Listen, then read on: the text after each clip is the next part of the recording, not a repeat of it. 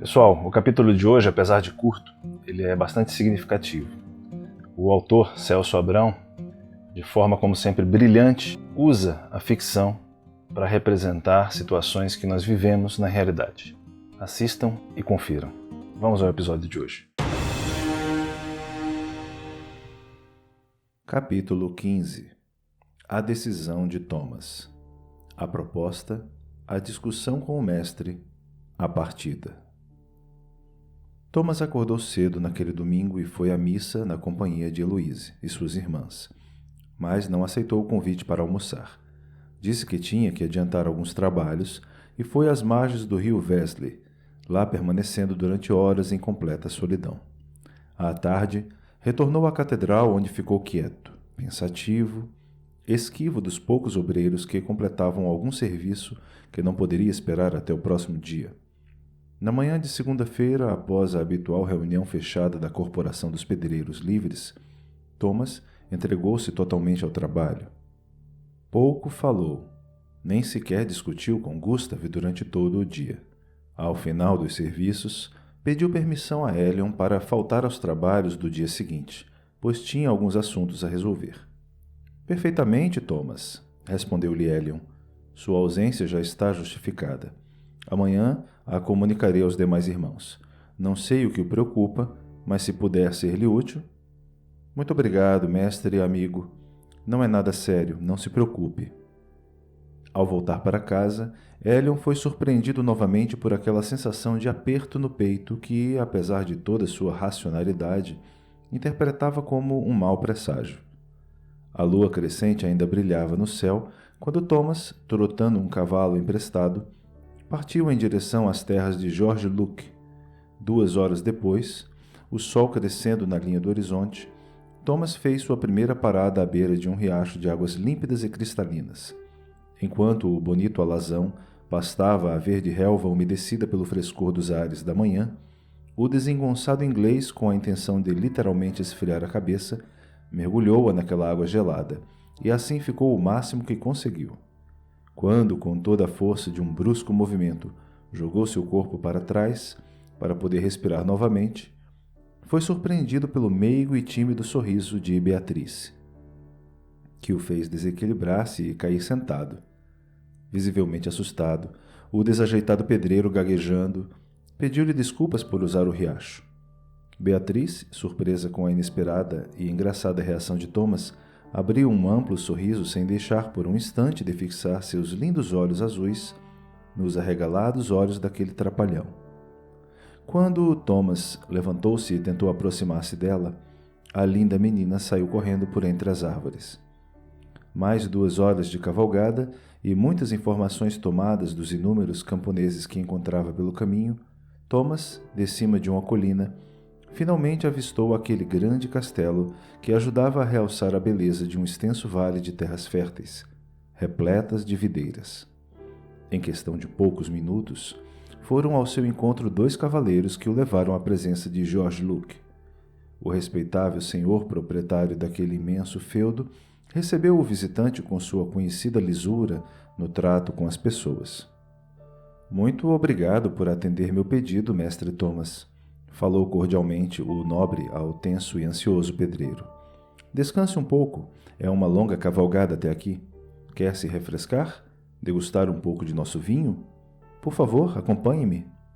Imediatamente, após um discreto sinal dele aos serviçais, Thomas foi servido de água, da qual se fartou, e de algumas frutas que gentilmente recusou. Senhor, recebi com muita honra o convite para aqui estar o mais breve possível. Como vê, aceitei-o prontamente, mas me responda, por favor, qual foi o motivo de chamar aqui um rude pedreiro como eu? Reconhecimento, Thomas. Como assim? Você é um grande e talentoso mestre que não é devidamente reconhecido por sua própria corporação de ofício. Não é verdade, senhor. Como ousa falar assim comigo? Desculpe-me, senhor, não pretendia ofendê-lo. Não tem importância, pois, apesar de não ser um nobre, você merece todo o meu respeito. Pedi-lhe que aqui viesse para propor-lhe algo que o transformará em um dos mestres mais respeitados e famosos que já se ouviu falar por toda esta região. Por favor, senhor, seja mais claro. Acalme-se, jovem mestre. Quero contratar os seus serviços para que construa um belíssimo templo católico em minhas terras. Na verdade, uma capela. Logicamente, será pequena, mas quero que contenha toda a riqueza de detalhes de uma catedral. Por que o senhor construiria uma igreja? Ora, Thomas, veja o quanto cavalgou até chegar aqui. Por certo, encontrou centenas de serviçais que, em minhas terras, recebem toda a minha atenção e a minha proteção.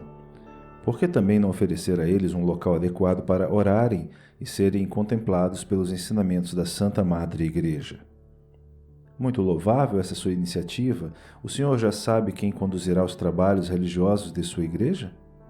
Sim, tenho um sobrinho muito querido que daqui a 4 anos deverá completar os estudos em Paris e para cá voltará entregando-se à vida sacerdotal.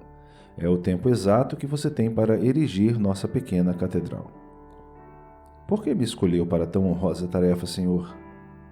Pela sua humildade. Concluo que você é um homem muito virtuoso, Thomas. Você não sabe o quanto é famoso? Todos, sem exceção, nas abadias e nos castelos de nossa região, consideram você um dos melhores arquitetos que já trabalharam por aqui. Sou apenas um bom escultor. Modéstia a sua. Vocês, pedreiros livres, são em geral muito discretos, calados, dissimulados às vezes. Tenho certeza de que fará, para mim, a mais bela igreja inspirada nessas colossais catedrais que sua corporação tem construído, como Chartres, Paris, Reims, Amiens.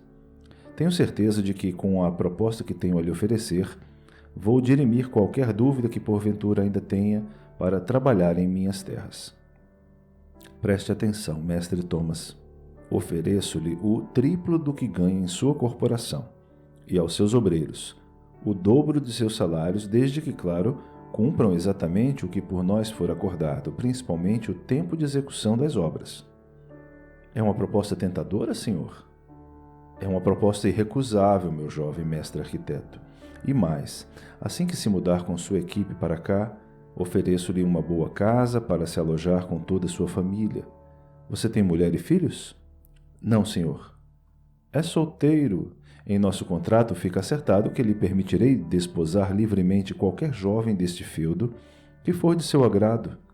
Você sempre será tratado como um homem livre, um amigo, jamais como um simples vassalo. Lamento muito, senhor, mas já tenho um compromisso firmado com minha corporação em Reims. Você decide, Thomas, o que quer para a sua vida. Ser um verdadeiro homem livre em minhas terras ou manter-se como um eterno serviçal em Reims. Meu senhor, eu sou um homem livre dentro de uma corporação de homens essencialmente livres, interrompeu bruscamente Thomas. Não se deixe enganar, meu jovem arquiteto. Vocês, pedreiros, dizem ser totalmente livres, mas se submetem a uma rígida e eterna hierarquia que acaba sufocando e até mesmo aniquilando talentos como o seu, que sempre fica à sombra de um mestre mais experiente, mas nem sempre tão talentoso e brilhante. Liberte-se verdadeiramente, Thomas. Estou lhe dando a possibilidade de formar seu próprio alojamento, sua própria família de pedreiros. Pense nisso. Thomas manteve-se calado. Dou-lhe uma semana. Esperarei até a próxima terça-feira. Se aqui não estiver já com todos os seus obreiros, procurarei outro mestre arquiteto e lhe farei a mesma proposta. Talvez até melhor. Pode partir agora. Faça uma boa viagem de retorno a Reims.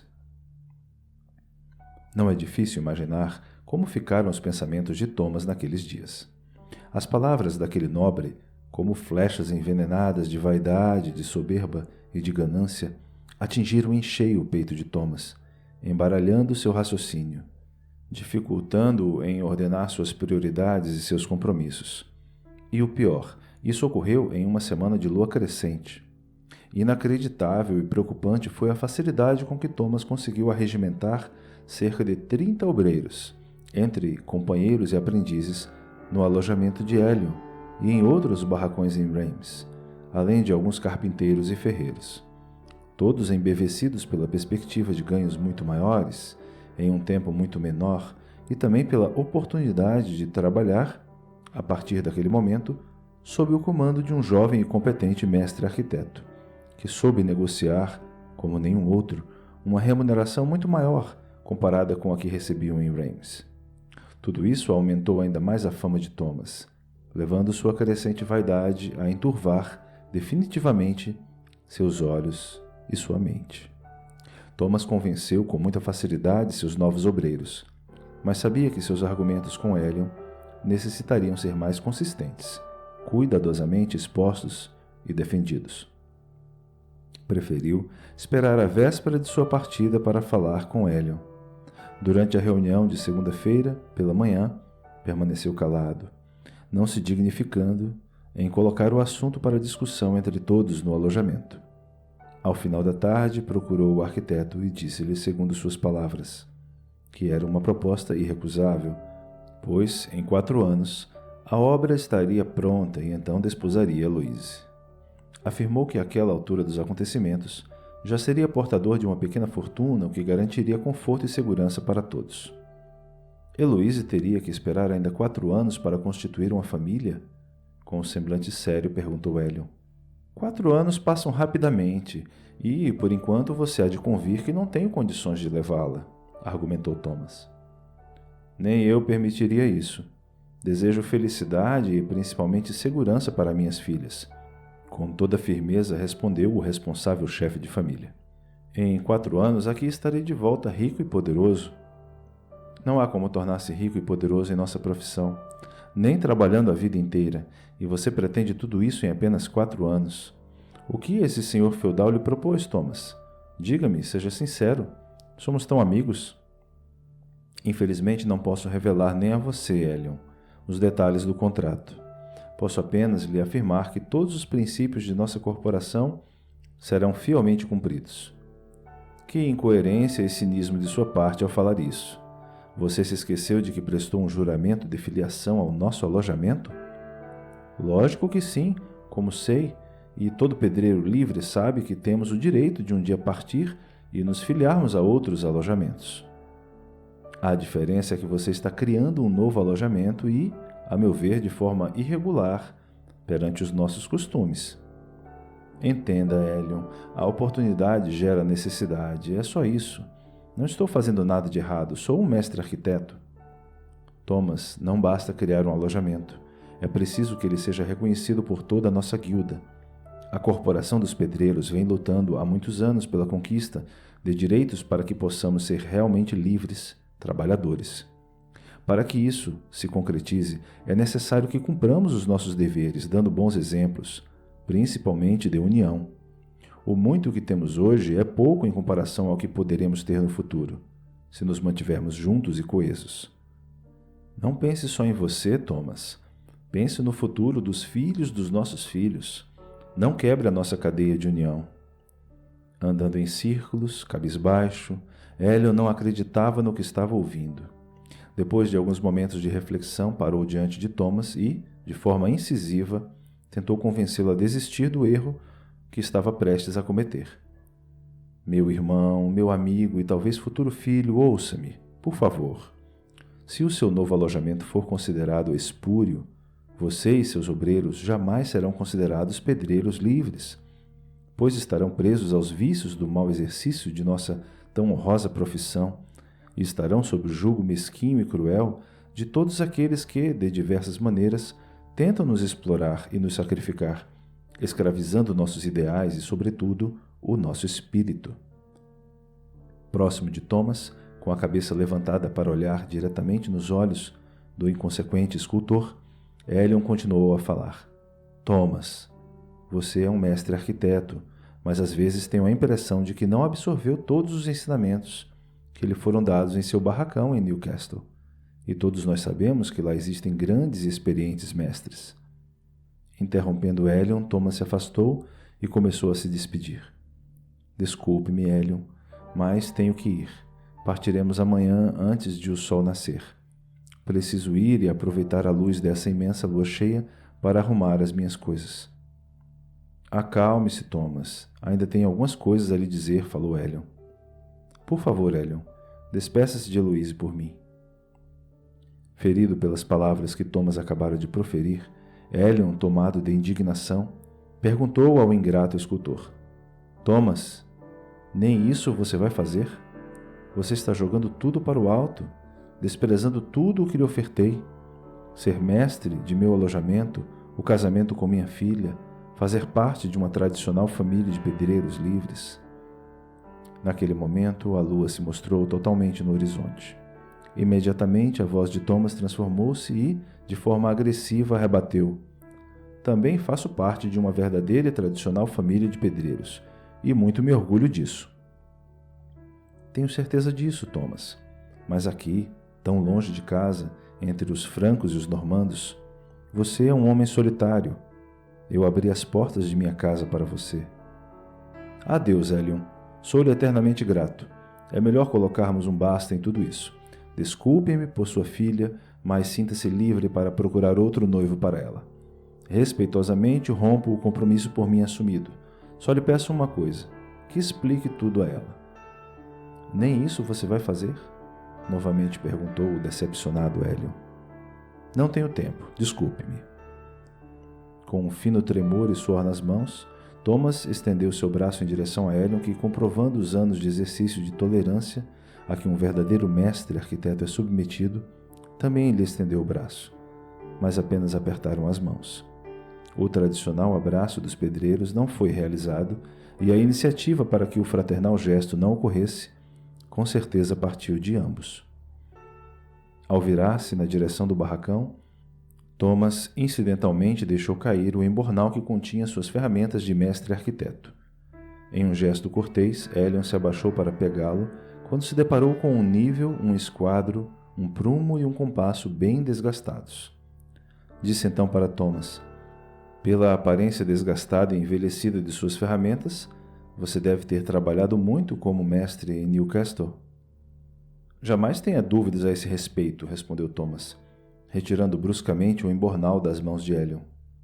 Assim, cada um foi para o seu lado com a sensação de que talvez nunca mais se visse.